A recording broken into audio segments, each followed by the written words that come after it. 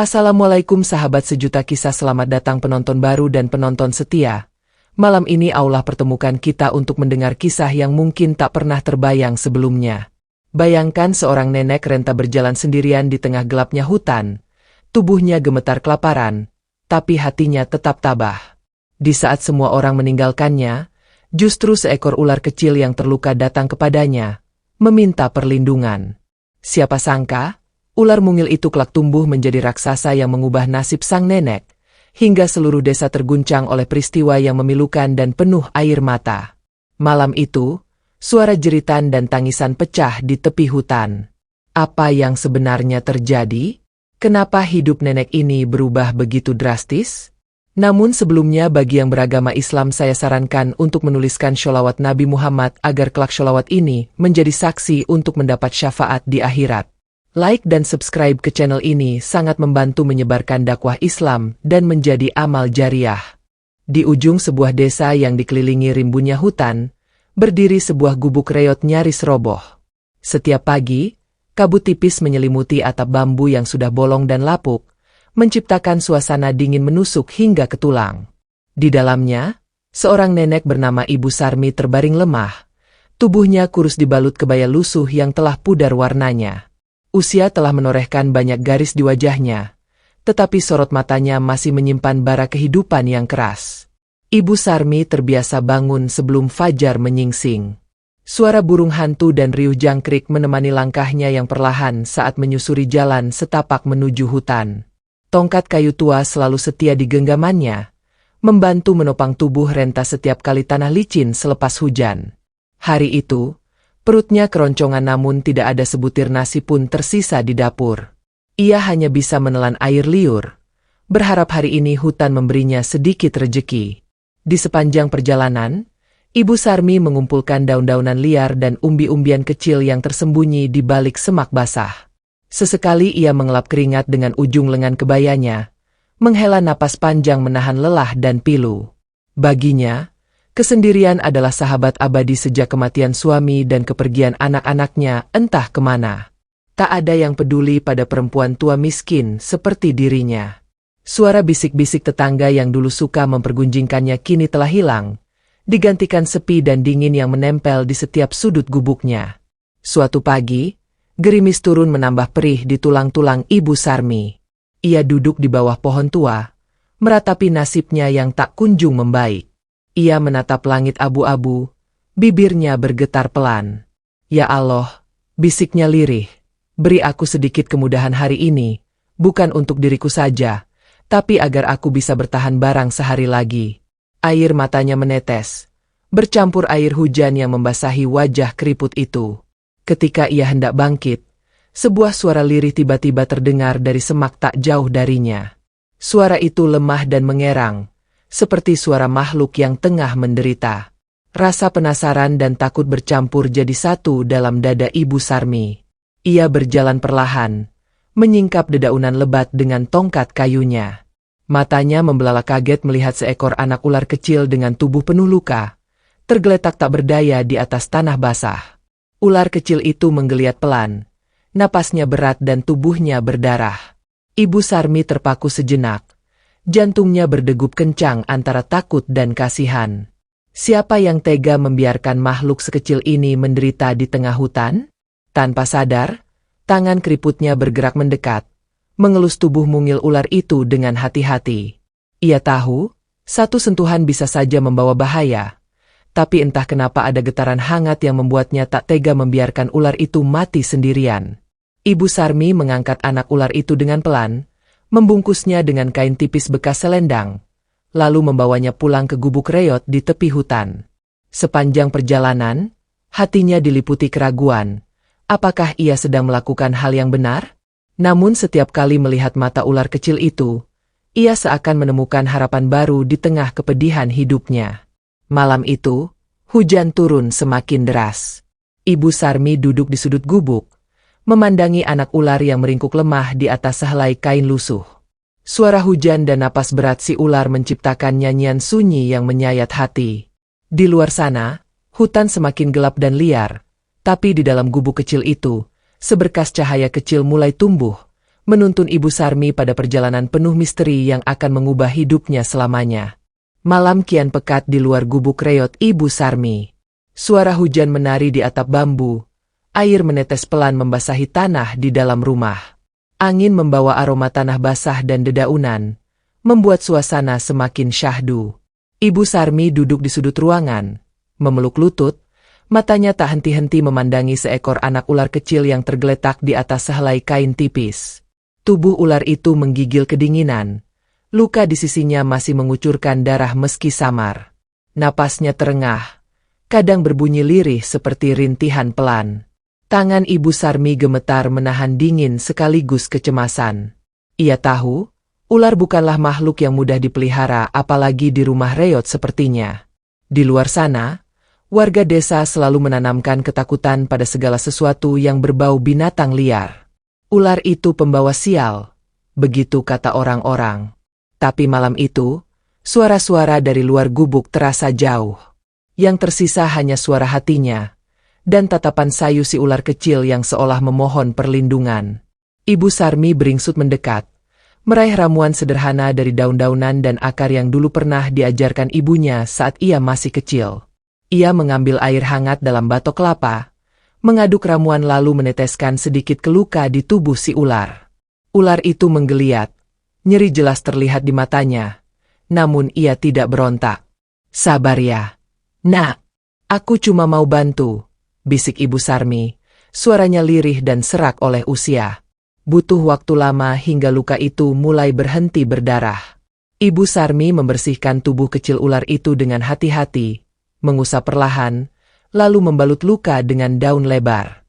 Ia tahu kemampuannya terbatas, tak sebanding dengan seorang tabib, tapi hanya itu yang bisa ia lakukan malam itu. Usai merawat si ular, ia duduk lagi di pojokan, tubuhnya lelah, namun matanya masih mengawasi makhluk mungil itu. Di luar gubuk, suara burung malam sesekali terdengar. Kadang suara ranting patah oleh kaki binatang, atau gemuruh angin meniup dedaunan. Ibu Sarmi mencoba menenangkan hatinya. Ia mengingat masa mudanya ketika ia dan suaminya pernah memelihara anak kucing yang terbuang. Kenangan itu datang seperti kilasan mimpi, menghangatkan sejenak kesepian yang menyelimuti hari-harinya. Waktu berjalan pelan di tengah malam. Perlahan, napas ular kecil itu mulai tenang, matanya terpejam. Ibu Sarmi menatapnya penuh iba. Ada perasaan aneh menyelinap ke dalam dadanya. Sejak kematian suaminya dan kepergian anak-anaknya, sudah lama ia tidak merasakan kebersamaan seperti malam itu. Meski hanya dengan seekor ular kecil, kesunyian hidupnya terasa sedikit lebih ringan. Ketika fajar mulai menyingsing, hujan telah reda, langit perlahan berubah jingga di ufuk timur. Ibu Sarmi terbangun oleh gerakan kecil di kain tempat ular itu berbaring. Dengan hati-hati ia mendekat, melihat ular itu mengangkat kepala pelan, seolah mengucapkan terima kasih. Mata kecil itu menatapnya, tidak lagi penuh ketakutan, melainkan seolah mengerti bahwa Ibu Sarmi telah menyelamatkannya. Hari itu, Ibu Sarmi tidak pergi ke hutan. Ia memilih tinggal di rumah, merawat ular kecil itu. Persediaan makanannya hanya sedikit, sisa singkong rebus dari kemarin, tapi ia tidak terlalu peduli.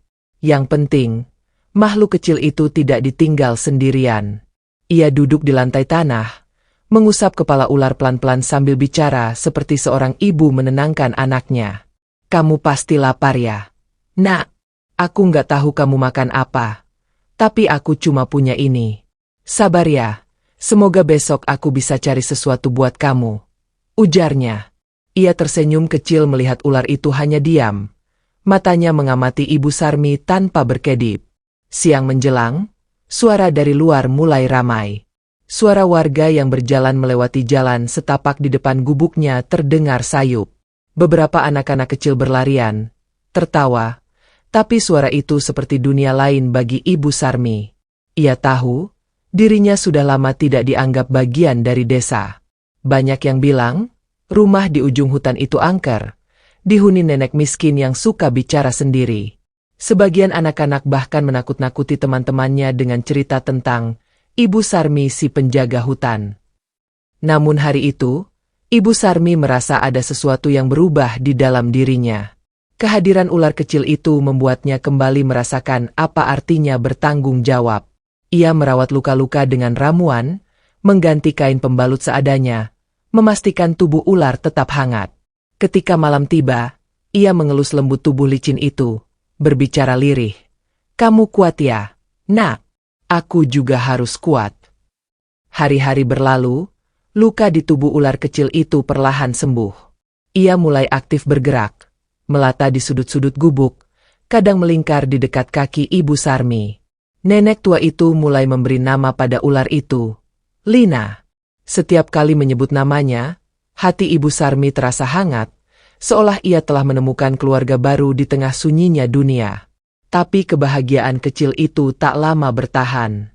Suatu sore, suara langkah kaki terdengar mendekat ke arah gubuk. Ibu Sarmi menoleh dengan waspada, memeluk Lina erat-erat. Dari balik anyaman bambu, ia melihat 3 orang lelaki membawa kayu dan keranjang besar. Mereka berbicara dengan suara keras, membahas tentang hewan liar yang sering muncul di ladang mereka. Ibu Sarmi menahan napas, berharap mereka segera pergi. Salah satu lelaki, Pak Jono, melongok ke dalam gubuk, matanya menyipit curiga. "Ibu Sarmi, katanya ada yang lihat ular besar di sekitar sini. Jangan-jangan ibu pelihara ular ya?" Suaranya tinggi, nada penuh prasangka. Ibu Sarmi menggeleng pelan, mencoba menutupi Lina dengan kain lusuh. "Aku cuma tinggal sendiri, Pak. Nggak ada apa-apa di sini," jawabnya dengan suara pelan. Mereka tertawa mengejek. "Hati-hati, Bu. Nanti kalau ada ular masuk desa, ibu yang tanggung jawab," ujar Pak Jono sebelum berlalu. Ibu Sarmi hanya bisa menunduk. Matanya panas menahan air mata. Setelah mereka pergi, ia menghela napas panjang, memandangi Lina yang tetap diam di pelukannya. "Kita harus lebih hati-hati, Nak. Dunia luar nggak sebaik yang kita kira." Malam kembali turun dengan gelap dan sunyi. Di luar, suara serangga bersahutan, sementara angin menebarkan aroma ketakutan yang samar. Ibu Sarmi duduk di dekat perapian kecil, memeluk Lina erat-erat. "Aku nggak punya siapa-siapa lagi, Nak. Cuma kamu satu-satunya temanmu sekarang. Aku janji, akan jagain kamu selama aku bisa," bisiknya. Suaranya pecah oleh rasa haru. Dalam diam, Lina mengangkat kepala, menempelkan tubuhnya ke telapak tangan Ibu Sarmi. Sentuhan itu begitu hangat, membuat hati nenek tua itu terasa hidup kembali. Ia tidak tahu apa yang menanti esok hari, namun malam itu, ia berjanji pada dirinya sendiri untuk tidak menyerah demi satu makhluk kecil yang telah mengisi ruang kosong di hatinya. Di luar gubuk, kabut malam perlahan menutup hutan kajang. Namun di dalam gubuk sederhana itu, sebuah kisah luar biasa mulai tumbuh. Kisah tentang pertarungan antara rasa takut, kasih sayang, dan keinginan untuk bertahan di tengah dunia yang penuh prasangka. Ibu Sarmi memejamkan mata, merasakan nafas hangat Lina di telapak tangannya, membiarkan waktu berjalan membawa mereka pada takdir yang belum terbayang. Pagi itu, mentari belum tinggi saat Ibu Sarmi membuka matanya. Udara di dalam gubuk masih lembab, aroma tanah basah bercampur asap kayu dari perapian kecil mengisi seluruh ruangan. Lina, ular kecil yang perlahan mulai tumbuh lebih panjang, masih melingkar tenang di sudut tikar anyaman. Napasnya lembut, tubuhnya mulai berisi, dan luka lamanya telah mengering sepenuhnya. Ibu Sarmi tersenyum kecil, lalu mengelus kepala Lina dengan lembut. "Kamu cepat besar ya, Nak. Jangan bikin takut orang. Ya, biar mereka tahu kalau kamu nggak seperti yang mereka pikir." Suaranya lirih, namun hatinya dipenuhi rasa khawatir. Hari-hari terakhir ini, ia merasakan pandangan orang-orang desa berubah. Lebih tajam, lebih menyelidik. Bukan hanya tatapan, tapi juga bisik-bisik yang kadang terdengar saat ia lewat ke pasar membawa keranjang kecil. Dari kejauhan, anak-anak desa sudah tak lagi berani bermain di sekitar jalan menuju gubuknya. Bahkan, beberapa orang tua mulai memperingatkan anak-anak mereka untuk tidak mendekat ke area pinggir hutan. "Itu rumah si nenek Sarmi yang pelihara ular, bisa disantet nanti," ujar seorang ibu muda di pasar sambil melirik tajam ke arah punggung Ibu Sarmi. Kalimat itu menampar hatinya. Namun ia hanya menunduk dan terus berjalan, seolah tak mendengar apapun. Sore itu, seperti biasa, Ibu Sarmi membawa beberapa daun dan akar hasil hutan untuk keperluan ramuan. Ia menunduk di halaman belakang, menggiling bahan dengan batu pipih. Ketika tiba-tiba, suara ranting patah terdengar dari semak. Gerakan cepat membuatnya menoleh. Namun hanya bayangan yang tersisa. Tak ada suara, tak ada sosok, hanya dedaunan yang masih bergoyang. Hatinya mencelos. Ia tahu benar perasaan itu. Seseorang mengintainya. Ia berdiri perlahan, memeluk ramuan yang baru saja ia giling. "Siapa di sana?" serunya. Suara serak dan pelan. Tak ada jawaban. Tapi tatapan tajam dari dalam semak tadi tidak bisa ia lupakan. Malam itu, ia lebih waspada. Lina ia tempatkan di pojok gubuk yang paling hangat, dibungkus selimut tipis, diberi air dalam batok kelapa. Ibu Sarmi duduk di dekat pintu, tongkat kayu tua berada di pangkuannya. Suara malam terasa lebih tajam dari biasanya. Angin yang bertiup membuat anyaman dinding berderak kecil, sementara suara dedaunan bersentuhan seperti bisikan-bisikan tak dikenal. Tiba-tiba, dari balik gelap, ada suara gesekan kaki di tanah. Tidak keras, tapi cukup untuk membuat hati tua Ibu Sarmi berdegup lebih cepat. Ia berdiri, menahan napas, lalu membuka sedikit pintu gubuknya. Samar, di kejauhan, ia melihat bayangan dua orang lelaki berjalan menjauh dari halaman rumahnya. Mereka mengenakan topi lebar dan membawa semacam karung di tangan. Tubuh Ibu Sarmi membeku. Itu pasti bukan warga biasa. Pagi harinya, ia mencoba bertanya pada Pak Surto, kepala dusun, saat kebetulan bertemu di jalan. "Pak, semalam saya lihat dua orang asing di dekat rumah. Apakah ada orang baru di desa?" tanyanya pelan. Pak Surto mengerutkan dahi. "Tidak ada, Bu. Memang Ibu yakin?" "Saya lihat dengan mata kepala sendiri," jawab Ibu Sarmi. Pak Surto hanya mengangguk, lalu berkata, "Kalau begitu hati-hati saja, Bu. Sekarang banyak pemburu ilegal yang berkeliaran." Kata-kata itu menggema di telinga Ibu Sarmi sepanjang hari. Di gubuk kecil itu, ia duduk termenung sambil menatap Lina yang kini sudah mulai lebih aktif. Ular itu tidak hanya bergerak lincah, tetapi mulai menunjukkan perilaku yang berbeda. Kadang ia melata mengelilingi gubuk, lalu kembali sendiri ke tempat tidurnya. Kadang, di malam hari, ia menatap pintu seperti sedang menjaga. Seolah mengerti bahwa dirinya menjadi bagian dari keluarga kecil yang harus dilindungi. Hari-hari berikutnya, bayangan di balik dedaunan makin sering muncul. Suara langkah-langkah ringan, bisik-bisik samar, bahkan bekas jejak kaki ditemukan Ibu Sarmi di belakang rumah. Ia tahu, seseorang sedang mengawasi mereka. Bukan warga desa. Bukan orang yang ingin berteman. Suatu malam, suara geraman keras terdengar dari dalam hutan. Lina tiba-tiba melingkar di dekat pintu, tubuhnya menegang, lidahnya menjulur dengan gerakan cepat. Ibu Sarmi mendekat, berbisik pelan, "Kamu tenang ya, Nak. Jangan sampai mereka tahu kamu di sini." Ia menarik Lina kembali ke dalam rumah, menutupi celah-celah dinding dengan kain. Paginya, ketika ia membuka pintu, ada tanda panah yang tertancap di batang pohon tak jauh dari halaman. Darah beku menetes di bawahnya, seolah pertanda bahwa sesuatu telah tertangkap atau disakiti. Ibu Sarmi menelan ludah. Ini bukan lagi sekadar ketakutan, tapi ancaman yang nyata. Ketika ia mencoba menyampaikan kekhawatirannya pada warga, mereka justru menjauh.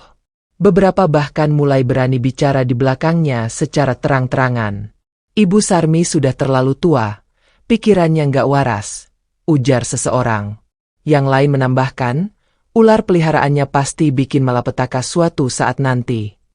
Kata-kata itu menancap di hati Ibu Sarmi seperti duri. Ia hanya ingin merawat makhluk yang terluka. Tapi dunia luar tidak peduli pada niat baik, hanya pada ketakutan dan prasangka. Malam itu, ia duduk lebih lama di depan api kecil. Lina tidur meringkuk di sisi tikar. Suara hujan mulai turun lagi. Pelan, lalu semakin deras. Gubuk reot itu kembali bocor di banyak tempat, tapi Ibu Sarmi tidak bergerak. Ia memandangi api dengan mata kosong, lalu berbisik pelan. Apa yang harus aku lakukan, Nak? Mereka nggak akan pernah percaya. Tapi aku juga nggak bisa biarin kamu sendirian. Tiba-tiba, Lina terbangun. Tubuhnya melingkar erat. Kepalanya menoleh ke pintu. Ada suara langkah, pelan tapi pasti. Tongkat kayu di tangan Ibu Sarmi kembali digenggam erat. Ia berdiri perlahan, berjalan ke pintu, dan membuka celah kecil. Dua sosok berdiri di ambang kegelapan. Mereka membawa obor dan tombak. Wajah mereka asing. Bukan warga desa. Bukan pemburu resmi. Tapi mata mereka menyiratkan niat yang sama. Memburu. Ibu Sarmi menutup pintu dengan cepat. Menahan napas. Tubuhnya gemetar. Di luar, suara langkah semakin dekat. Lalu terdengar bisikan kasar. Ular itu di sini. Kita lihat saja malam ini. Tunggu waktu yang tepat. Ibu Sarmi menggenggam erat tongkat kayunya, kemudian berjalan ke tempat Lina berada. Ia duduk di sampingnya, mengelus kepalanya dengan lembut. Apapun yang terjadi, aku nggak akan biarin mereka ambil kamu. Kamu bukan sekadar ular. Kamu sudah jadi bagian dari hidupku. Angin malam menerpa dinding gubuk. Api di perapian bergoyang pelan, menebarkan bayangan besar tubuh ular yang melingkar di tanah. Malam itu, tidak ada rasa takut. Yang ada hanya ikatan yang tak bisa dijelaskan. Dan tekad seorang nenek tua, untuk melindungi satu-satunya makhluk yang telah memberinya arti hidup. Namun bayangan-bayangan itu belum menyerah. Mereka menunggu waktu. Dan Ibu Sarmi tahu, malam berikutnya bisa saja menjadi malam yang mengubah segalanya. Malam telah lewat tengah. Di dalam gubuk sederhana yang dindingnya bolong sana-sini, Ibu Sarmi belum juga bisa memejamkan mata. Tubuhnya lelah, namun pikirannya terus berputar, penuh kekhawatiran. Cahaya api dari pelita kecil memantul di dinding anyaman bambu, menari-nari bersama bayangan tubuh ular piton kecil bernama Lina yang kini sudah semakin besar, bahkan panjangnya hampir menyamai tinggi tubuh manusia dewasa. Di luar, angin membawa bisikan yang membuat bulu kuduk meremang. Suara-suara samar seperti langkah kaki, gesekan ranting, dan hembusan napas berat terdengar dari berbagai arah. Mata Ibu Sarmi menatap tajam ke celah-celah dinding. Ia tahu, seseorang sedang mengintai. Dan mereka tidak datang dengan niat baik. Lina tiba-tiba menggeliat, lalu bergerak ke arah pintu. Tubuhnya menegang, lidahnya menjulur cepat, mencium udara. Tanda bahaya. Ibu Sarmi segera berdiri, menggenggam tongkat kayunya, berjalan pelan ke arah Lina dan berbisik. Jangan kemana-mana, Nak. Diam di sini. Biar ibu yang hadapi. Tak lama kemudian, suara langkah kaki mendekat ke pintu gubuk. Ketukan keras menghantam papan tua. Ibu Sarmi. Buka pintunya. Suara itu berat, penuh tekanan. Ibu Sarmi mengenali suara itu. Pak Jono. Lelaki yang dulu menuduhnya memelihara ular untuk ilmu hitam. Di luar, terlihat bayangan beberapa orang lelaki dengan obor dan bambu panjang di tangan mereka. Ada apa malam-malam begini? Tanya Ibu Sarmi tanpa membuka pintu. Suaranya bergetar, tapi tetap tegas. Kami cuma mau memastikan kabar dari warga itu benar atau tidak. Jawab Pak Jono. Kabar apa? Katanya, ibu pelihara ular besar di rumah. Itu bukan cuma omongan kosong lagi. Tadi siang anak-anak lihat bekas jejak ular di halaman belakang ibu. Ibu Sarmi menarik napas dalam-dalam. Itu bukan urusan kalian, ucapnya pelan. Kalau ular itu sampai masuk desa dan membahayakan orang, siapa yang tanggung jawab? Bentak seorang lelaki lain dari luar. Dia tidak pernah menyakiti siapapun. Dia cuma luka. Aku merawat dia karena aku nggak punya siapa-siapa lagi. Suara Ibu Sarmi mulai pecah oleh emosi yang ditahan. Kami harus masuk. Seru suara dari luar.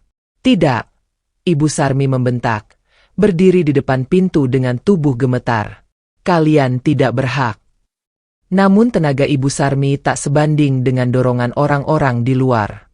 Pintu gubuk reot itu didobrak paksa. Papan-papan tua beterbangan, dan cahaya obor langsung menerangi bagian dalam rumah. Beberapa pemuda desa masuk dengan tergesa. Mata mereka mencari-cari sosok ular yang diceritakan. Lina, yang berada di pojokan gubuk, menggeliat pelan, tapi tetap diam. Itu dia, pekik seorang pemuda sambil menunjuk ke arah Lina. Seketika beberapa dari mereka mundur panik, sementara yang lain bersiap dengan bambu tajam dan jaring yang mereka bawa. Ibu Sarmi berdiri di hadapan mereka, tangannya terangkat tinggi, berdiri seperti tameng hidup. Kalau kalian berani menyakiti dia, kalian harus lewati aku dulu. Nenek, minggir. Itu ular bisa makan manusia. Lina nggak pernah ganggu siapapun. Dia cuma butuh sembuh. Kenapa kalian nggak bisa lihat itu? Ketegangan makin meninggi. Salah satu pemuda melemparkan jaring, tapi meleset. Lina bergerak cepat, tubuhnya melingkar di depan Ibu Sarmi, menghalangi tubuh tua itu dari serangan. Desisannya nyaring, tapi tidak menyerang. Matanya tajam, memperingatkan, tapi tidak ganas. Di ambang pintu, muncul sosok Pak Surto, kepala dusun. Berhenti. Semua berhenti sekarang. Suaranya menggema tegas. Semua orang menoleh. Kita nggak bisa bertindak gegabah seperti ini. Nenek Sarmi memang merawat seekor ular, tapi tidak ada bukti dia membahayakan siapapun. Tapi Pak, dia sembunyiin makhluk sebesar itu di rumahnya. Protes Pak Jono. Dan kamu datang malam-malam, bawa tombak dan jaring? Itu bukan cara warga desa yang baik. Balas Pak Surto. Tapi kalau ular itu... Cukup. Suasana jadi hening. Hanya suara nafas berat dan desisan lembut dari Lina yang terdengar. Ibu Sarmi terduduk di lantai, tubuhnya lemas, tapi ia masih menatap lurus ke arah mereka. Aku tahu kalian takut, tapi jangan karena takut kalian jadi kejam, ucap Pak Surto. Aku cuma ingin melindungi dia, lirih Ibu Sarmi.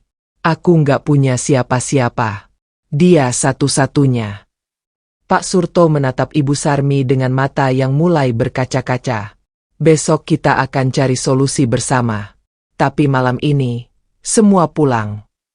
Perlahan, satu persatu warga mundur, keluar dari gubuk yang masih bergetar karena peristiwa barusan. Hanya Pak Jono yang tetap berdiri beberapa saat, menatap Lina dengan tatapan penuh dendam. Sebelum akhirnya ia pun pergi. Malam kembali sunyi.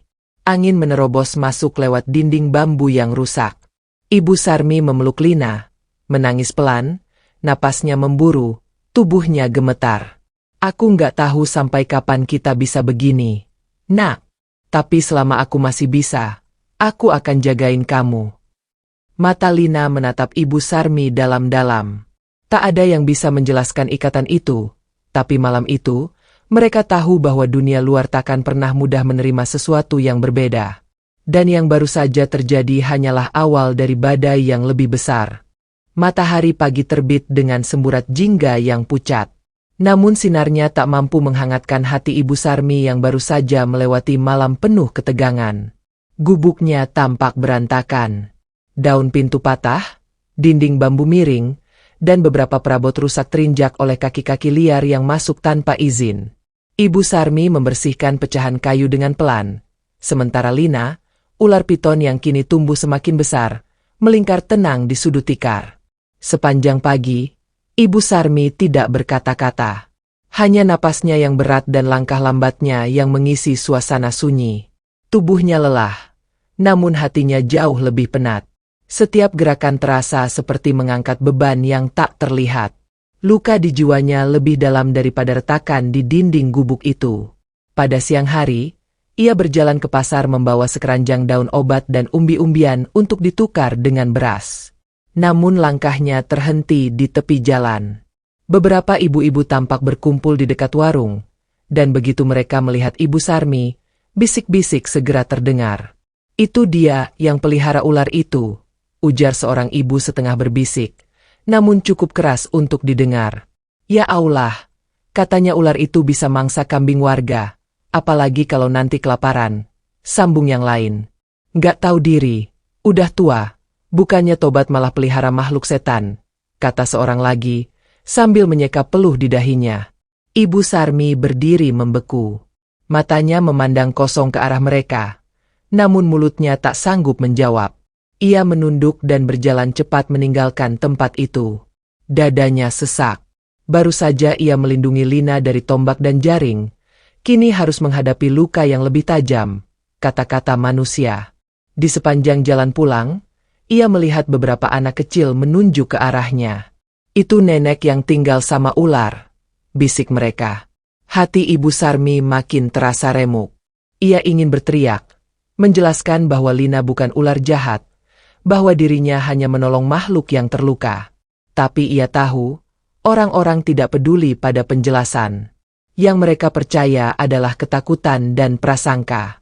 Ketika kembali ke gubuk, ia mendapati Lina melatap pelan di sekitar halaman belakang. Ular itu tampak tenang, tapi matanya terus mengamati sekeliling. Kamu nggak bisa terus keluar kayak begini, nak, ucap Ibu Sarmi, setengah cemas, setengah pasrah. Kalau mereka lihat kamu, mereka pasti bakal datang lagi. Dan kali ini mungkin aku nggak sanggup jagain kamu. Malam pun tiba dengan angin dingin dan langit kelabu. Di dalam gubuk, Ibu Sarmi menyalakan perapian kecil, menghangatkan tubuh dan membuat ramuan herbal untuk luka lama di kakinya. Lina melingkar di dekat pintu, seolah menjadi penjaga yang setia. Tubuh besarnya kini tak lagi bisa disembunyikan sepenuhnya. Jika ia bergerak sedikit saja, anyaman bambu bisa bergeser. Di desa, suasana berubah menjadi lebih panas. Kabar tentang ular besar di rumah Ibu Sarmi menyebar dari mulut ke mulut, seperti api menjilat ilalang kering. Pak Jono, yang tak pernah puas, mulai menghasut warga. Kalau kita diam saja, nanti ular itu masuk rumah kalian, makan anak kalian. Kalian mau tunggu sampai kejadian? Ucapnya lantang di balai desa. Beberapa warga mulai gelisah. Rasa takut dan ketidaktahuan membuat mereka mudah terbakar emosi. Pak Surto, kepala dusun, berusaha menenangkan, namun suaranya kalah oleh teriakan dan desakan massa yang dipimpin Pak Jono. Kalau kepala dusun gak bertindak, biar kami yang turun tangan, teriak seorang pemuda. Dia sendiri ngaku pelihara ular itu. Berarti dia udah siap tanggung akibatnya, sambung yang lain. Malam itu, sekelompok warga berkumpul diam-diam. Mereka membawa obor, parang, dan jaring. Niat mereka sudah bulat, mengusir atau membunuh ular itu. Suara-suara dendam dan ketakutan berubah menjadi rencana yang kejam. Mereka menunggu malam paling gelap, saat semua tertidur, untuk menyerbu gubuk Ibu Sarmi. Namun malam itu pula, Lina menunjukkan sesuatu yang tak pernah Ibu Sarmi sangka. Sekitar tengah malam, ketika angin mulai berhembus lebih kencang, suara langkah kaki terdengar mendekat dari arah hutan. Tidak seperti suara manusia, melainkan suara binatang. Berat dan bergemuruh. Ibu Sarmi terbangun, membuka pintu dengan hati-hati, dan apa yang dilihatnya membuat matanya membelalak. Beberapa babi hutan besar berdiri di tepi halaman, seperti sedang mengendus sesuatu. Biasanya binatang-binatang itu akan kabur jika mencium bau manusia. Namun malam itu, mereka hanya berdiri diam, menatap ke arah gubuk. Lina bangkit, tubuhnya menegang, tapi tidak menyerang. Ia hanya berdiri di ambang pintu, seperti sedang berbicara dengan mereka lewat tatapan yang dalam. "Allah, ada apa ini?" bisik Ibu Sarmi, tubuhnya gemetar. Babi-babi itu tetap diam selama beberapa detik, lalu perlahan-lahan berjalan kembali ke hutan, meninggalkan jejak kaki besar di tanah basah. Lina kembali melata masuk ke gubuk, lalu melingkar tenang di dekat kaki Ibu Sarmi. Peristiwa itu seolah menegaskan bahwa Lina bukan sekadar hewan biasa. Ia memiliki kehadiran yang tak bisa dijelaskan dengan logika. Sesuatu yang misterius dan agung. Sesuatu yang membuat alam pun menghormatinya. Keesokan harinya, kabar tentang kemunculan babi hutan di dekat gubuk Ibu Sarmi menyebar cepat. Banyak yang mulai percaya bahwa ular itu punya kekuatan gaib. bahwa ia bisa memanggil binatang hutan dan mengusir manusia. Desas-desus itu semakin liar. Jangan-jangan dia pelihara siluman, kata seorang ibu di warung. Makhluk jadi-jadian, sahut yang lain. Semua itu sampai ke telinga Ibu Sarmi. Di balik dinding bambu gubuknya, ia mendengar suara warga yang berkerumun di kejauhan, membicarakannya, menuding, mengumpat. Hatinya makin remuk. Tapi ia tidak pernah mengusir Lina. Baginya, satu-satunya alasan ia masih bertahan adalah karena makhluk itu. Dalam diam, Lina telah menjadi cahaya di malam-malam tergelapnya. Namun, tekanan dari luar semakin menjadi. Pak Jono mendatangi rumah Pak Surto, membentak dan memaksa kepala dusun untuk segera bertindak. Kalau sampai ular itu nyakitin warga, kepala dusun yang kami tuntut. Pak Surto mencoba mencari jalan damai. Ia ingin menyelesaikan semua ini tanpa pertumpahan darah. Malam itu, ia mendatangi gubuk Ibu Sarmi dengan satu permintaan berat, menyerahkan Lina kepada pihak konservasi hewan. Kalau tidak, warga akan turun tangan sendiri. Dan aku nggak yakin bisa melindungi ibu, katanya pelan. Kata-kata itu menusuk hati Ibu Sarmi seperti sembilu. Menyerahkan Lina? Melepaskan satu-satunya makhluk yang setia? Tapi ia tahu, waktunya hampir habis. Di malam penuh gejolak itu, Ibu Sarmi duduk di samping Lina. Ia mengelus kepala besar ular itu dengan air mata mengalir di pipinya. Aku nggak tahu, nak, kalau aku bisa terus jaga kamu, tapi kalau kamu harus pergi dengan selamat, bukan dibunuh oleh mereka. Lina menatapnya dalam, mata besarnya tenang. Tidak ada rasa takut. Dan malam itu, angin membawa firasat buruk yang semakin menguat. Bayangan api dan suara langkah massa dari kejauhan mulai terdengar. Ibu Sarmi menggenggam tongkatnya erat. Ia tahu malam itu bukan sekadar ujian, tapi sebuah pilihan. Angin malam membawa bau gosong dari kejauhan, seperti kayu terbakar yang terseret udara lembab. Suara burung malam terdiam, digantikan oleh bisik-bisik dari balik pohon-pohon yang menjulang gelap di pinggiran desa. Langit hitam menggantung rendah, seolah ikut menahan napas, menunggu sesuatu yang buruk akan segera terjadi. Ibu Sarmi duduk di lantai gubuk, memeluk tongkat tuanya sambil menatap Lina yang melingkar di dekat tungku. Ular itu kini telah tumbuh menjadi raksasa yang tenang. Tubuhnya panjang berlapis sisik mengkilap, matanya besar, dan sorotnya menyimpan kedalaman yang sulit dijelaskan. Ibu Sarmi tahu betul, makhluk itu bukan sekadar ular. Sejak malam kemunculan babi hutan yang tak biasa itu, ia mulai menyadari bahwa Lina membawa sesuatu yang berbeda, sesuatu yang lebih besar dari sekadar tubuh dan insting bertahan hidup. Tapi malam ini, rasa tenang itu terusik. Dari kejauhan, Ibu Sarmi melihat nyala cahaya bergerak dari arah desa. 1 titik.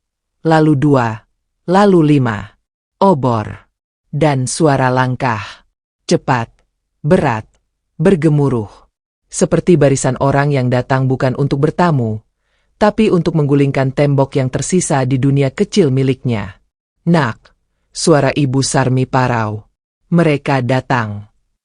Lina menggeliat, kepalanya terangkat, lidahnya menjulur cepat, mencium udara.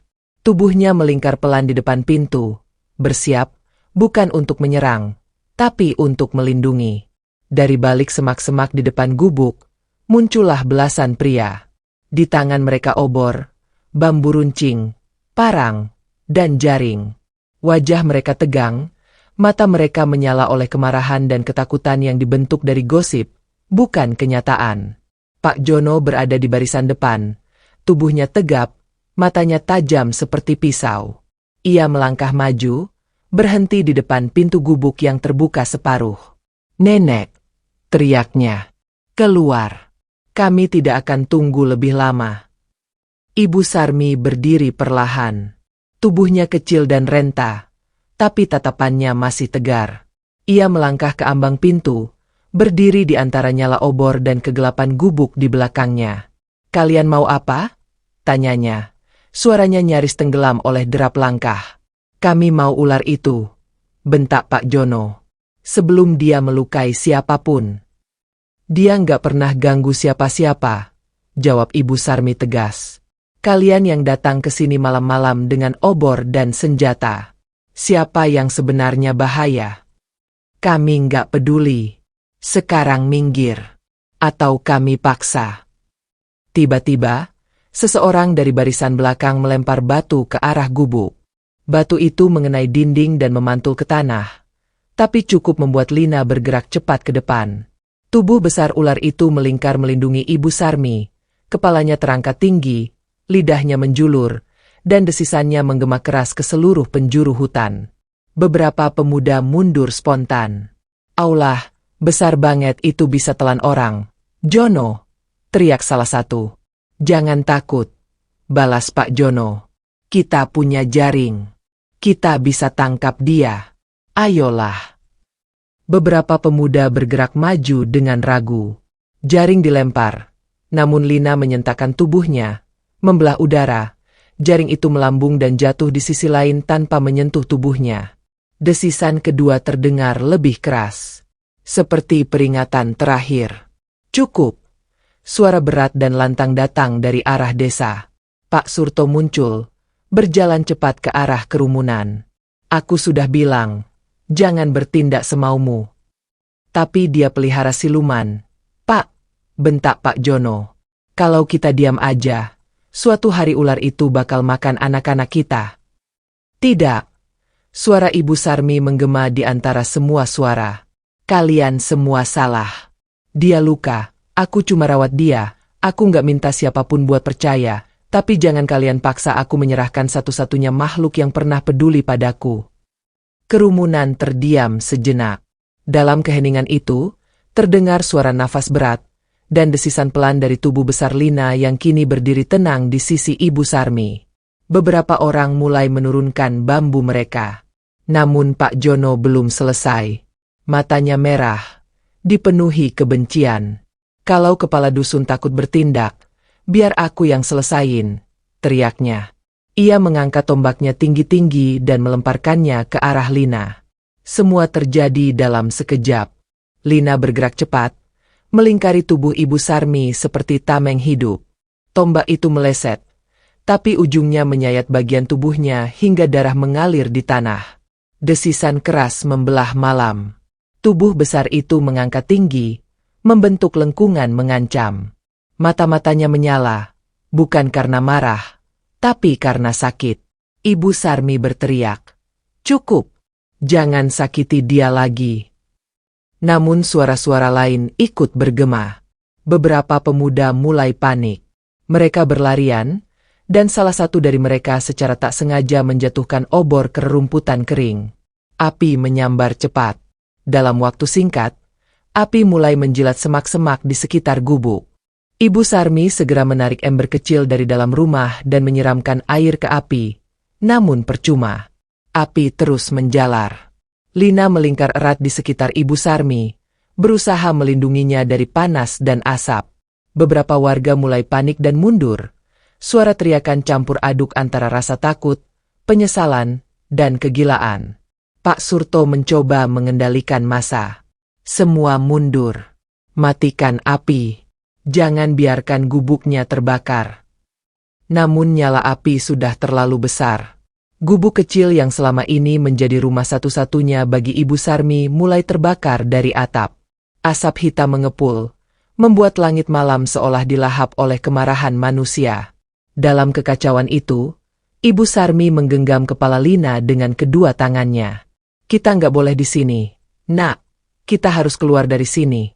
Aku nggak bisa biarin kamu mati di sini." Lina menggeliat, membuka jalan di antara kobaran api dan kerumunan yang mulai mundur. Tubuhnya besar, tapi gerakannya halus, menjaga Ibu Sarmi tetap di tengah, melindungi dari bara dan ancaman. Akhirnya, dari sisi lain gubuk yang terbakar, keduanya berhasil keluar. Tubuh mereka dipenuhi abu dan jelaga. Warga hanya bisa menatap. Beberapa menunduk, beberapa menangis, namun tidak ada yang berani mendekat lagi. Di hadapan mereka, seekor ular raksasa yang telah berani menghadapi obor, jaring, dan tombak bukan untuk menyerang, tapi untuk menyelamatkan nenek renta yang merawatnya dengan cinta. Pak Surto melangkah pelan ke depan. Ia menatap Ibu Sarmi dan berkata pelan, "Besok aku akan panggil orang dari konservasi. Aku janji, mereka akan bantu." Ibu Sarmi hanya mengangguk lemah. Tubuhnya lemas, namun pelukannya pada Lina tak lepas. "Jangan biarkan mereka lukai dia lagi." Suaranya nyaris tenggelam oleh tangis. Di balik asap dan bara api yang perlahan padam, Desa Kajang malam itu mencatat sesuatu yang tak pernah terjadi sebelumnya. Seekor ular besar, yang disebut siluman dan pembawa bahaya, justru menyelamatkan satu-satunya manusia yang menyayanginya. Dan dari puing-puing gubuk yang terbakar, kisah baru akan segera dimulai. Sebuah perpisahan yang perlahan menghampiri. Fajar mulai merekah di balik pohon-pohon tinggi hutan Kajang. Sisa api yang membakar gubuk Ibu Sarmi semalam kini hanya tinggal arang dan asap. Tanah tempat gubuk itu berdiri menghitam, berbau hangus, dan basah oleh embun serta sisa air dari ember-ember kecil yang dibawa warga. Tidak ada atap, tidak ada dinding. Hanya sisa-sisa abu yang diam membisu, menyaksikan amarah yang telah membakar segalanya. Di tepi puing itu, duduk seorang perempuan tua berselimut kain lusuh, tubuhnya bersandar pada batang pohon. Matanya bengkak, pipinya penuh jelaga, dan tangannya tak lepas dari tubuh besar yang melingkar di sampingnya. Lina, ular piton raksasa itu, masih ada di sana. Matanya terbuka lebar, namun tubuhnya lemah. Luka akibat tombak semalam belum sepenuhnya mengering. Luka itu dalam, meski ia tidak menunjukkan rasa sakitnya di depan orang banyak. Ibu Sarmi menggenggam kepala Lina, mengelus pelan sisik yang mulai kasar. "Kamu nggak apa-apa kan, Nak?" Suaranya parau dan gemetar, penuh rasa bersalah. Maaf karena aku nggak bisa jagain kamu lebih baik." Pagi itu, suasana desa tak seperti biasanya. Warga berkumpul dalam diam, sebagian menunduk, sebagian berdiri kaku dengan tatapan kosong. Mereka telah melihat sendiri bagaimana makhluk yang mereka takuti justru mempertaruhkan nyawanya untuk menyelamatkan satu-satunya manusia yang merawatnya. Bisikan-bisikan masih terdengar, namun kali ini tidak setajam sebelumnya. Ada keraguan, ada rasa bersalah, dan mungkin sedikit penyesalan. Dari arah jalan utama desa, datanglah sebuah mobil tua berwarna hijau zaitun. Di sisinya tertulis simbol kecil, Konservasi Satwa Liar Nasional. Dari dalam mobil keluar 3 orang berpakaian lapangan. Yang paling depan adalah seorang pria muda bernama Andre. Wajahnya letih, namun sorot matanya tajam dan penuh ketulusan. Ia membawa tas besar di punggungnya, melangkah hati-hati mendekati area bekas gubuk. Pak Surto, yang sudah menunggu sejak subuh, segera menyambutnya. "Terima kasih sudah datang, Andre. Situasinya di sini agak sulit," ujarnya dengan suara pelan. "Saya dengar dari laporan warga, dan saya tahu ini tidak bisa ditunda," jawab Andre sambil mengedarkan pandangannya ke sekitar.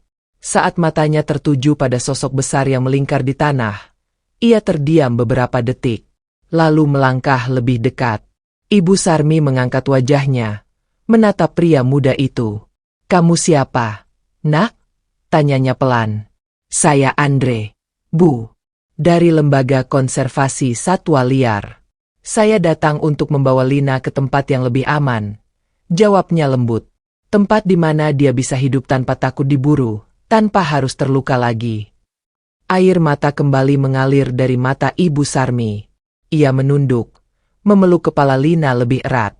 "Dia satu-satunya yang aku punya, Nak, satu-satunya yang pernah benar-benar mendengarku." Andre berjongkok di dekatnya, meletakkan tangannya di atas bahu Ibu Sarmi. "Saya tahu ini nggak mudah, tapi tempat kami cukup luas. Dia akan dijaga oleh dokter, dia akan diberi makanan dan bisa hidup bebas, dan yang paling penting, dia akan aman." Sebuah diam panjang terjadi. Ibu Sarmi menatap mata Lina, dan untuk sesaat, mereka saling berbicara tanpa kata. Dalam tatapan itu, ada kesepakatan yang tak terucap, bahwa kadang, cinta bukan soal memiliki, tapi tentang membiarkan yang dicinta hidup dengan damai. Dengan bantuan tim konservasi, Lina perlahan dibaringkan di atas kain besar yang sudah disiapkan. Tubuhnya besar, tapi tidak berontak. Ia menurut, meski sorot matanya mengarah terus ke Ibu Sarmi. Saat tubuhnya mulai diangkat ke atas tandu besar, Lina mengeluarkan desisan lembut, seolah berpamitan. Ibu Sarmi berjalan perlahan mendekat. Tangan tuanya menyentuh sisi kepala Lina untuk terakhir kalinya. Kamu harus kuat ya. Nak, jangan takut. Aku di sini. Meski nanti kamu jauh, aku tetap di sini. Andre menunduk hormat. Kami janji, Bu. Dia akan dirawat dengan sebaik mungkin. Mobil mulai bergerak perlahan, meninggalkan tanah hitam bekas gubuk yang sudah hancur. Warga yang berkumpul di jalan utama hanya menatap diam. Beberapa menunduk malu, sebagian terlihat meneteskan air mata. Setelah mobil menghilang di tikungan hutan, Ibu Sarmi masih berdiri di tempat yang sama. Angin pagi meniup rambut putihnya, dan matanya tak lepas dari arah kepergian itu. Pak Surto berjalan pelan mendekat, lalu berdiri di sampingnya. Bu Sarmi, suaranya serak, saya minta maaf atas semuanya.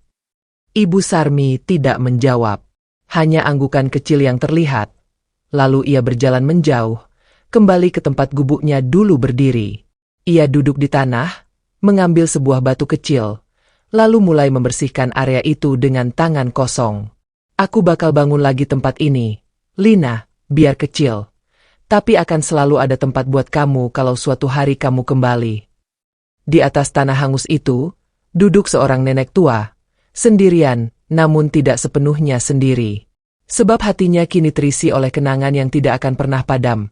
Tentang seekor ular kecil yang tumbuh besar karena kasih sayang, dan tentang cinta yang tidak pernah bisa dihancurkan oleh api, senjata, atau prasangka. Hari-hari berlalu setelah kepergian Lina. Desa Kajang kembali ke rutinitasnya yang biasa. Pasar pagi tetap dipenuhi aroma rempah dan suara tawar-menawar. Anak-anak kembali bermain di tepi ladang. Namun, di ujung desa, di tanah bekas gubuk yang kini hanya berupa hamparan datar bertabur abu, seorang nenek tua bernama Ibu Sarmi masih duduk saban pagi. Ia kini tinggal di sebuah bangunan darurat yang dibangun warga, setelah desakan dari Pak Surto dan beberapa pemuda yang akhirnya tersentuh oleh keberanian Ibu Sarmi. Hanya berdinding kayu tipis, beratap seng, dan beralaskan tanah, namun cukup untuk berlindung dari dingin malam dan hujan. Sebagian warga mulai pelan-pelan berubah. Mereka tak lagi meludah saat nama Ibu Sarmi disebut. Bahkan beberapa anak kecil mulai berani lewat jalan dekat rumahnya tanpa berlari ketakutan. Namun bagi Ibu Sarmi, hari-hari terasa hampa. Sejak Lina dibawa ke tempat konservasi oleh Andre dan timnya, tidak ada lagi suara desis lembut di malam hari. Tidak ada lagi mata hitam tenang yang mengawasinya dari sudut tikar. Hanya bayangan dan kenangan yang kini memenuhi ruang hatinya.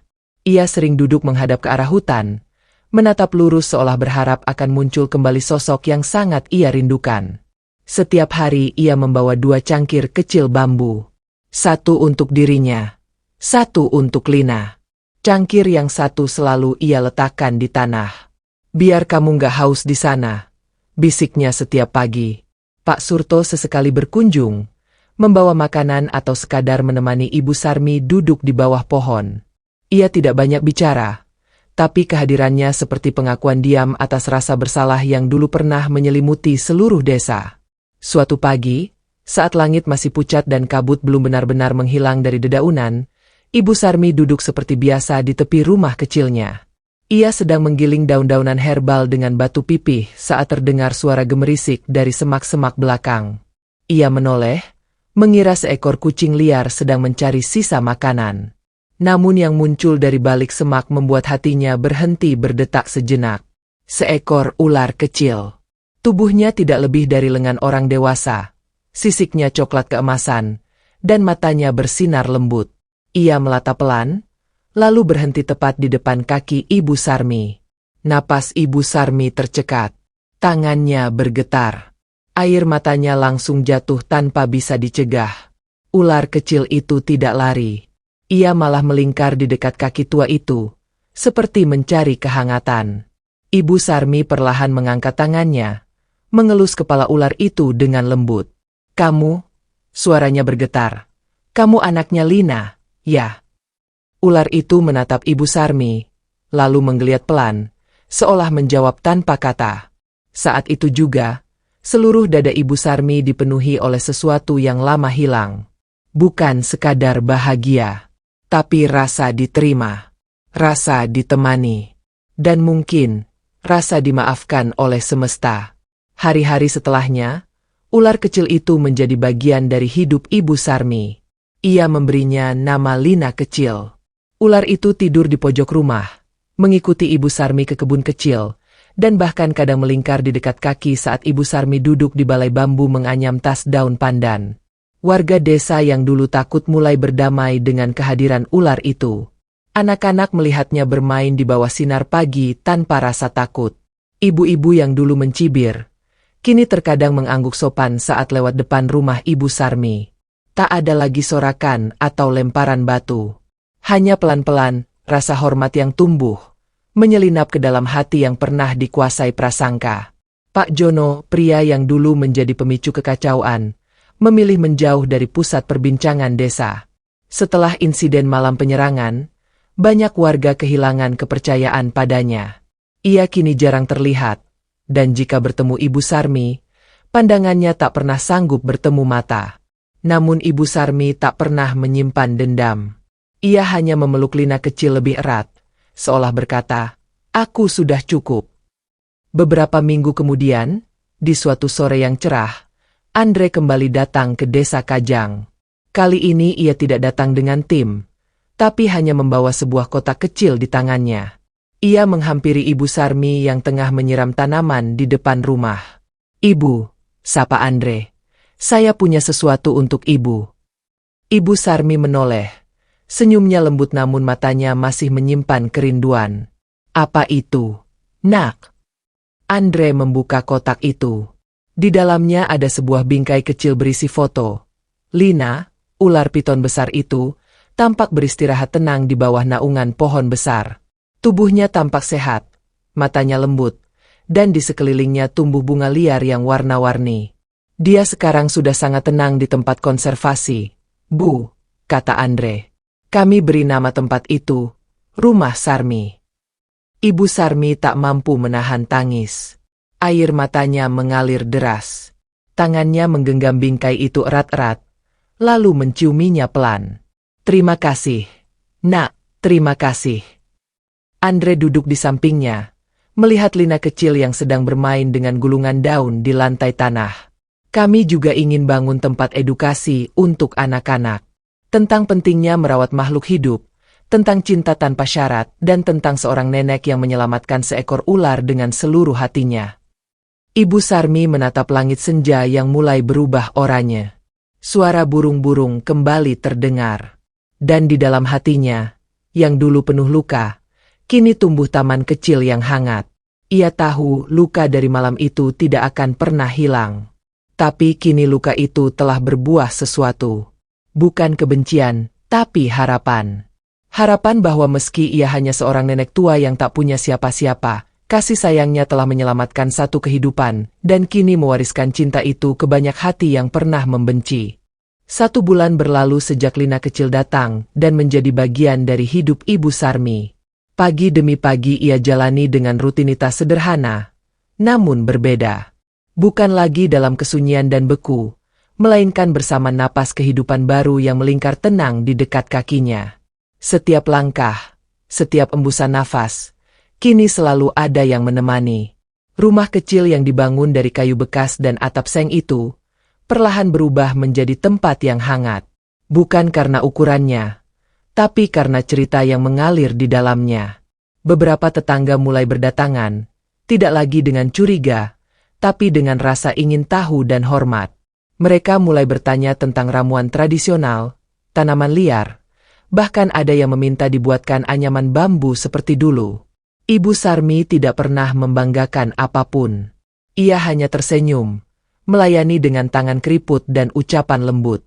Dan ketika mereka duduk di depan rumah, seringkali mereka dikejutkan oleh kemunculan Lina kecil yang menyelinap dari balik tikar, menggeliat manja, lalu melingkar di dekat kaki sang nenek. Anehnya, tak ada yang takut lagi. Bahkan beberapa anak-anak justru mendekat dengan rasa penasaran. "Boleh dielus, Nek?" tanya seorang bocah perempuan. Ibu Sarmi tertawa kecil, lalu mengangguk. "Boleh, asal pelannya dia juga masih belajar percaya sama manusia." Suatu sore, ketika sinar matahari condong ke barat dan langit berubah tembaga, Pak Surto datang membawa kabar. "Bu, kami dari balai desa mau bikin acara kecil buat ibu," katanya ragu. "Kami rasa sudah waktunya desa ini berterima kasih." Ibu Sarmi mengerutkan dahi. "Berterima kasih untuk apa, Pak? Saya nggak ngapa-ngapain." "Ibu sudah ngajarin kami banyak hal," jawab Pak Surto. "Tentang berani, tentang sabar, tentang menyayangi sesuatu meski semua orang menolak. Dan itu nggak semua orang bisa." Malam itu, Ibu Sarmi tidak bisa tidur. Ia duduk di depan rumah, memandangi bintang-bintang yang bertaburan di langit hutan Kajang. Angin membawa aroma rumput liar dan suara jangkrik yang bersahutan. Di sampingnya, Lina kecil berbaring diam, kepalanya di atas kaki sang nenek. Ibu Sarmi mengusap kepala si ular kecil itu dengan lembut. "Kalau dulu ibu nggak nolongin ibu kamu, mungkin hidup ibu nggak sampai hari ini. Dan sekarang, kamu yang nemenin ibu." Air matanya mengalir pelan, bukan karena sedih, tapi karena syukur yang tak bisa diluapkan dengan kata-kata. Keesokan harinya, warga desa berkumpul di balai bambu dekat lapangan. Anak-anak membawa bunga liar, ibu-ibu membawa makanan kecil, dan pemuda-pemuda membantu mendirikan tenda sederhana dari terpal. Panggung kecil dihias dengan daun pisang dan kain merah kusam, tapi di tengahnya berdiri tegak papan kayu bertuliskan, "Malam penghormatan untuk Ibu Sarmi." Ibu Sarmi datang mengenakan kebaya tua berwarna hijau daun. Rambutnya dikepang rapi oleh salah satu ibu muda yang kini akrab dengannya. Ia tampak kikuk, tidak terbiasa menjadi pusat perhatian. Namun saat langkahnya menginjak panggung, semua orang berdiri dan bertepuk tangan. Pak Surto maju ke depan. "Ibu Sarmi, kami dulu salah. Kami dulu takut. Tapi kami sudah lihat sendiri bagaimana cinta ibu bisa mengubah makhluk yang kami takuti menjadi penjaga desa ini." Ibu Sarmi tidak menjawab. Ia hanya menunduk, menahan air mata. Tapi dari bawah panggung, Lina kecil muncul perlahan, lalu melingkar di dekat kakinya. Semua orang terdiam. "Ini bukan tentang ular," lanjut Pak Surto. "Ini tentang hati. Tentang kasih sayang yang tidak pernah minta balasan. Dan Ibu Sarmi sudah memberi contoh itu kepada kita semua." Malam itu, cahaya obor menyala tenang. Tidak ada amarah. Tidak ada prasangka. Hanya lagu-lagu lama yang dinyanyikan ibu-ibu dengan suara pelan. Anak-anak duduk di tanah, menatap bintang, sesekali menyentuh ekor Lina kecil yang melatap pelan di antara mereka. Di rumah konservasi jauh di utara, Lina dewasa juga hidup dengan tenang. Andre, yang kini rutin berkomunikasi dengan Ibu Sarmi lewat surat dan foto, sering mengirim kabar tentang kondisi Lina. Dalam surat terakhirnya, ia menulis, "Lina sudah mulai makan sendiri, dia sehat dan tenang, dan setiap kali saya sebut nama ibu matanya berubah, seolah dia masih mengingat." Ibu Sarmi menatap foto Lina di bawah pohon besar. Tangannya bergetar, tapi senyumnya lembut. "Aku nggak pernah lupakan kamu juga, Nak," bisiknya pelan. Di usia yang makin menua, Ibu Sarmi tahu waktunya tidak banyak. Namun ia tidak takut, karena kini ia tidak sendiri. Di sisinya, ada Lina kecil yang terus tumbuh, dan di sekelilingnya, ada warga yang mulai menyayanginya bukan karena kasihan, tapi karena hormat. Setiap pagi, ia masih menyeduh air hangat untuk 2 cangkir. Satu untuk dirinya, satu untuk makhluk kecil yang kini jadi keluarganya. Setiap sore, ia duduk di depan rumah, menganyam daun pandan sambil memandangi hutan. Dan setiap malam, sebelum tidur, ia berbisik, "Terima kasih ya, Lina. Terima kasih karena udah datang ke hidup ibu." Di tanah bekas luka, tumbuh bunga. Di hati yang pernah kesepian, tumbuh cinta. Dan di desa yang pernah membakar rumahnya, kini berdiri sebuah taman kecil, di mana anak-anak bermain, tertawa, dan belajar dari kisah seorang nenek dan seekor ular. Warisan sunyi dari perempuan yang tak pernah menyerah. Musim berganti di hutan Kajang. Pohon-pohon yang dulu terlihat gersang kini dipenuhi bunga liar yang tumbuh tanpa diundang. Suara burung kembali memenuhi langit setiap pagi. Kabut yang turun pelan di sela pepohonan membawa udara segar yang terasa lebih damai daripada tahun-tahun sebelumnya. Dan di ujung desa, sebuah rumah kecil dari papan kayu berdiri tenang di tepi kebun sederhana. Rumah itu milik Ibu Sarmi, perempuan tua yang pernah dicibir, diteriaki, bahkan dibakar rumahnya. Kini, siapapun yang lewat di depannya pasti memperlambat langkah, menundukkan kepala, dan menaruh hormat dalam diam. Ibu Sarmi tetap menjalani hari dengan sederhana. Tiap pagi ia menyapu halaman, menyiram tanaman herbal, lalu duduk di balai bambu menatap matahari menanjak dari celah pegunungan. Lina kecil, yang tubuhnya kini mulai membesar, masih menjadi teman setianya. Ular itu tidak pernah pergi jauh. Ia akan melingkar di dekat tungku saat malam, dan tidur di bawah pohon jambu saat siang. Tak pernah sekalipun ia menunjukkan sifat liar atau membahayakan. Warga desa tahu, makhluk itu lebih manusiawi dari banyak manusia yang dulu melempar batu. Pak Surto dan beberapa tokoh desa memutuskan menjadikan kisah Ibu Sarmi dan Lina sebagai bagian dari pelajaran di madrasah desa. Agar anak-anak tahu, kata Pak Surto, bahwa kebaikan tidak selalu terlihat seperti yang kita bayangkan. Pada suatu pagi, Andre datang kembali. Kali ini ia membawa kabar baik dan permintaan khusus. Bu, kami ingin mengundang Ibu ke rumah konservasi. Kami mau Ibu lihat sendiri tempat Lina sekarang. Ibu Sarmi tersenyum tipis. Tangannya menggenggam lengan Andre. Aku nggak bisa jalan jauh. Nak, kaki ini sudah rapuh. Tapi terima kasih. Kalau kamu bisa, kirimkan saja fotonya lagi.